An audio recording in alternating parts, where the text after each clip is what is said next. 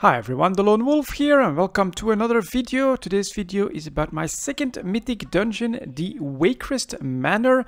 I'm only going to cover the 4 bosses because, well, there's a lot of trash in the dungeon, but none of it felt out of place or impossible to do.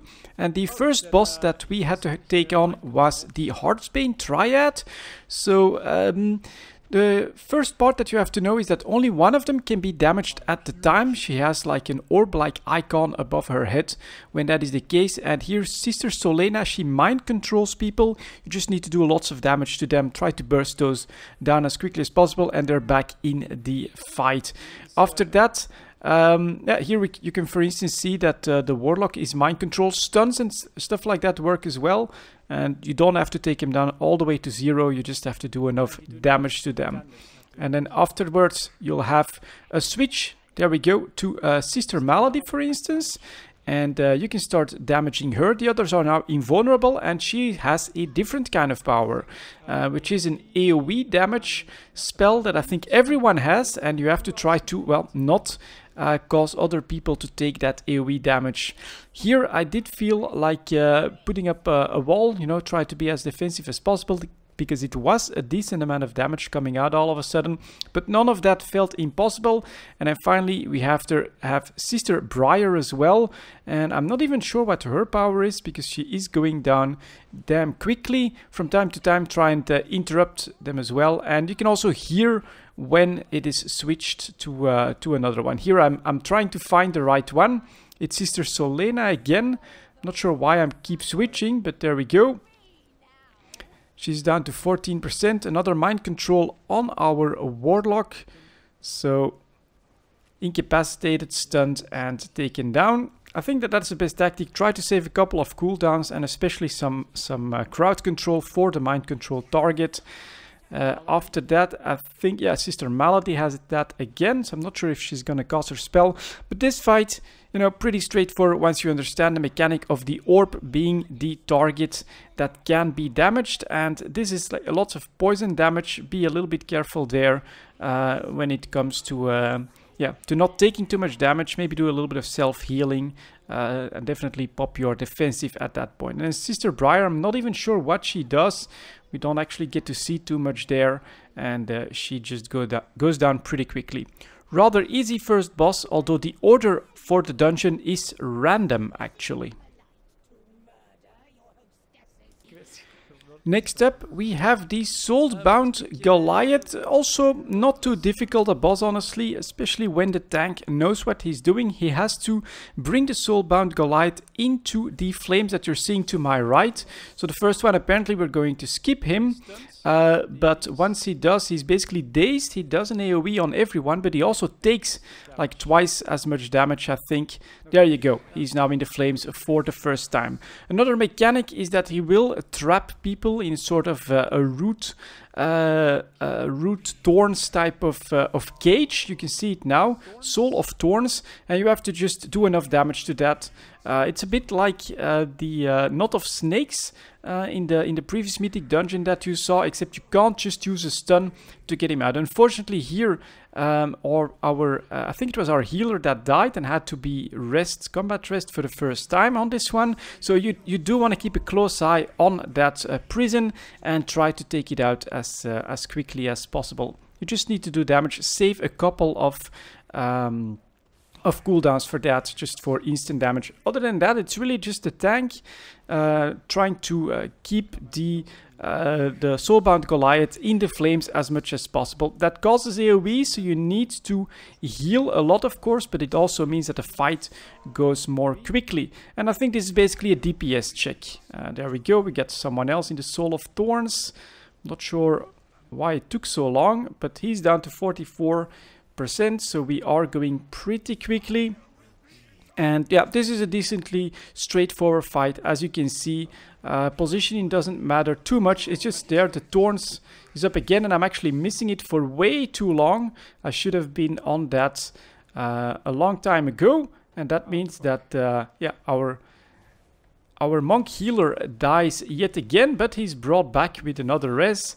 And eventually here at 20% now, we are starting to understand the fight and get back in control. But you know, it's a bit of a DPS race, and oh, there we go, another Soul of Soul Thorns, which I keep missing. So that is definitely one mechanic as a ranged DPS that you need to keep an eye out for.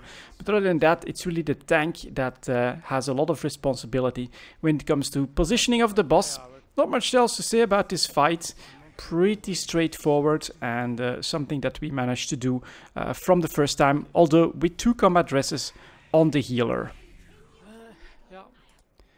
After that we have Raal the Gluttonous, so that is the boss that you can see on the top right side. Do clear out the entire room, but once again, rather straightforward fight. So we're doing as much DPS as we can right off the bat. He of course puts down some green patches that you don't want to stand in, and then those call for some slimy ads. Basically give your tank the time to grab all of those so that you can AoE them down pretty effectively.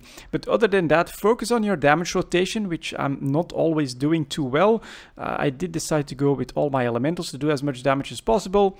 Another speed of all of those slimy little things. You know, have the tanks bring everything together and then try to AoE them down as quickly as possible. I also try to use some crowd control on them. I'm not sure if that works.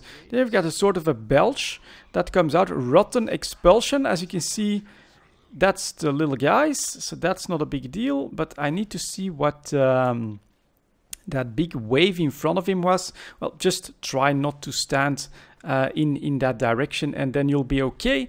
And then close to the final phase, you also get some extra servants. I think you can again crowd control them, and you just don't want them to reach Raal the Gluttonous himself. But you can tell here, I think, rather a straightforward fight. Just do lots of DPS, focus on doing DPS on him. I even made quite a bit of mistakes there, but then he's going for Tenderize, that's what it's called. Just try to not be in that path, but not too bad, not too much damage. Definitely felt pretty doable. After that we have the Lord and Lady Wakerest, and yet again I must say overall this dungeon is pretty easy.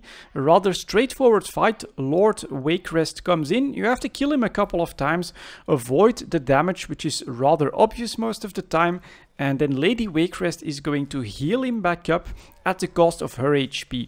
And then on the final phase, you know, she just joins the fight. So you can see that someone gets like a green buff. Just, you know, try to put that down away from your allies. But that all really makes a lot of sense. And you can see first time that he was taken out, 30% of her HP is gone. It's just, you know, do damage, and that green orb, you don't want that to do too much damage to your allies. But a little bit of positioning, lots of do as much damage as possible. Second one is done. She's down to 40%. As you can tell, I now have the debuff, so I'm just gonna put that down somewhere, and then you should move out of it, of course. And then that explodes, and you don't want anyone to hit it. But that's a pretty predictable, rather easy mechanic to take out. And so this should be the final time. There we go. If your ally has that debuff or that poison nova thing, don't stay too close to them. And there comes Lady Wakerest. She's down to 10%. I'm not sure if it matters the order in which you kill them. She's definitely down quite low, but I think that she also takes a lot less damage. So at the moment we are focusing Lord Wakerest down. He's down to 20%.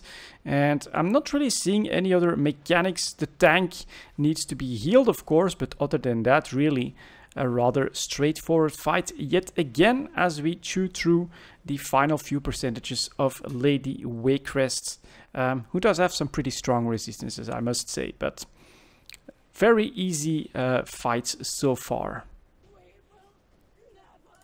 And then for the final boss, we have Gorac Tool. He's sort of an undead guy that you need to take on. Maybe a little bit more challenging than the rest, but overall still pretty doable once you understand the mechanic for the ads. So from time to time, he'll spawn one of those death-touched slayers. And what's important to know is that he'll keep resurrecting them even after you kill them. And so the mechanic that works is that you get a sort of a potion that you'll see from time to time on the ground, and that will actually burn down the corpses of these ads, and then they will be permanently removed from the fight. And then other than that, you can see it's already down to 62%. It's all about just doing as much damage as quickly as possible. The tank takes most of the damage. I think one thing that you can try to do is to give the tank lots of opportunities to grab those ads, so that a single potion thrown on the boss is going to take care of all of the corpses. The one danger would be that you don't get rid of those efficiently enough, because the ads do sort of channel someone into a stun. You can see now that that's going through me, and the person behind me is actually being channeled into that stun. But then we grab the potion, and after the ads die, I should throw them right there towards the boss. And there we go. I think I got at least a couple corpses there. So now there's still 2 of them up, and there could have been 4 if I hadn't burned down those corpses. That's the one danger, because then 2 people might get stunned, then 3 people, you'll of course end up losing. So stay on top of that, stay on top of the burning of the corpses, do enough damage to those death-touched slayers. But overall, this fight again felt like it was fast enough and doable enough that it was not that hard. And the mechanics are basically obvious enough that you'll be able to handle it. So he's down to the last 10%. We've got 3 ads up now, which is a little bit more dangerous. You can see here now I'm actually taking the stun. And then we just need to take him out, the ads disappear. And that was the Wakerest Manor. No wipes. These were all our first attempts on the mythic bosses here, and yeah, felt like a rather easy dungeon in my opinion. Thank you very much for watching. I'll see you all next time. We've done it. Gorac Toll has been banished. See? There is nothing a strong arm and a sharp steel can't fix. Your spells and abilities have a chance to draw a wandering soul from thralls to serve you for 14 seconds and so blossom.